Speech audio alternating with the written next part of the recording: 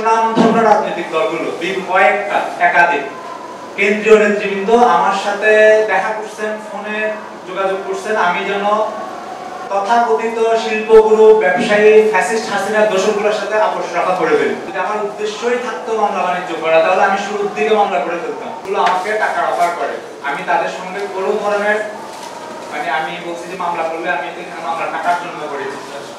আপনি বলছেন যে বিদেশি ছিল বা এই জাতীয়, আমি আপনাকে আমার 3 ধরনের আসামি করছি। কেউ অর্থ যোগানদাতা হিসেবে, কেউ নির্দেশদাতা হিসেবে, কেউ যারা সরাসরি আক্রমণ করছে।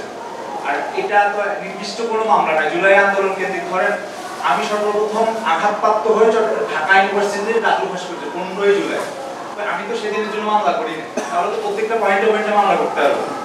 পল্টনের তো আমি মামলা করতে পারবো, আমি জাস্ট একটা মামলা করছি।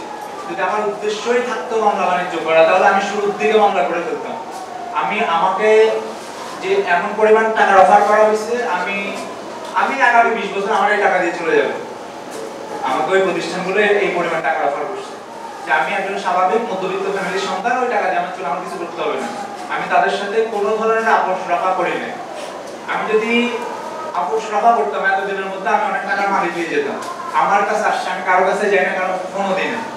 আমাকে অজ্ঞাতসারে রাজনৈতিক দলগুলো, আই রিপিট, রাজনৈতিক দলগুলো, সুনামধন্য রাজনৈতিক দলগুলো কয়েকটা একাধিক কেন্দ্রীয় নেতৃবৃন্দ আমার সাথে দেখা করছেন, ফোনে যোগাযোগ করছেন। আমি যেন তথাকথিত শিল্পগুরু, ব্যবসায়ী, ফ্যাসিস্ট হাসিনার দোষরগুলোর সাথে আপোষ রক্ষা করে ফেলি।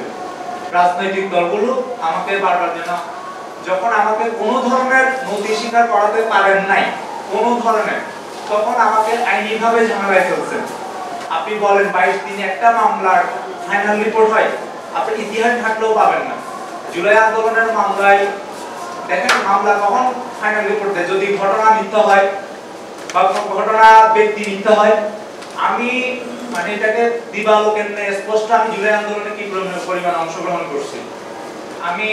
আমাকে হয়তো সবাই দেখছেন, হয়তো না চিনতে পারেন। আমার একটা ভিডিও এমন পরিমাণ ভাইরাল হয়েছে, কম সংখ্যক মানুষের ভিডিও এমন ভাইরাল হয়েছে জুলাই আন্দোলনে।